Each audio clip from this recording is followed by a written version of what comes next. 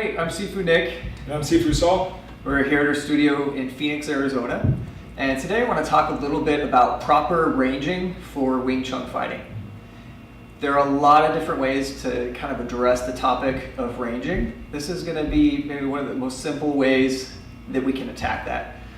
You can talk about kicking range and punching range, grappling range, trapping range in between there. Or you can get super specific about, okay, I've got this range on my front kick, I have a different range on my side kick, I've got a longer reach with the closed fist than I do with the open palm. Before we worry about any of that, I'm going to go to what we actually need to be concerned with for the Wing Chun fighting, your sparring in Wing Chun, or your self-defense situations there.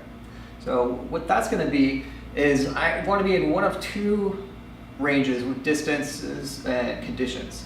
One is going to be where I'm so far away that neither of us can hit each other without a big step in or a really big lean. So that's going to be right around here. It varies according to the heights of you and your opponent, you and your partner. So I either want to be far enough away that at least he can't reach me without doing an extra big motion, or I want to be all the way in with hands on him. I want to be bridged to him. What I don't want to be is the middle distance where I can be hit, but I don't already have contact on him. The reason for this is the old saying, the hand is quicker than the eye. Too often that's true, especially when people are trying to hit you. So as long as I'm back at a bit of a distance, he's still just as fast, but there's more distance, and therefore there's more time for me to get out an intelligent response to the strike coming in. So that shortens as we get closer. If I'm here, he doesn't have very far to go to hit me, and I'm only relying on my sense of sight in order to counter what's going on. But once I actually have contact, now my chances of countering his attack spike back up. If you're well practiced with Chi Sao, it spikes back up to about the same as when we're at a distance here. Now I have a lot more information. The sense of touch processes faster than the sense of sight. And now I have both the sense of touch and the sense of sight helping me out.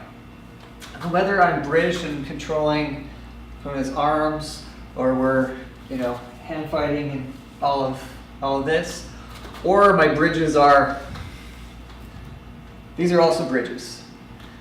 So I want either good distance, I want to be in contact in some way.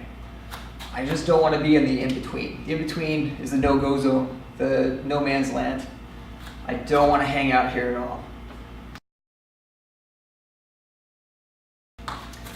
So those are the two main ranges that I want you to keep in mind when you're practicing. Very important to do that in your drills too, because you can get caught in the habit of just standing in this range, and he's feeding punches and I'm doing this. And that's fine, it has value for building up the hand skills, but I'm building in the bad habit of, hey, I'm hanging out in this range. You can do the same drills and adhere to staying in one of the two proper ranges. So either I'm going to start back here, and so he has to step in and do his attack, and I can work on drilling that. Or we want to be already in contact here, and then maybe he feeds his punch. I can still do the same type of drills from that proper range, starting from the bridge and maintaining that. Or we can do all of your hand drills at the range where, okay, they've got to close the distance before you go in. That way we're not building in the bad habit of camping out in no man's land and seeing who moves first, because they're probably going to be successful at landing that strike.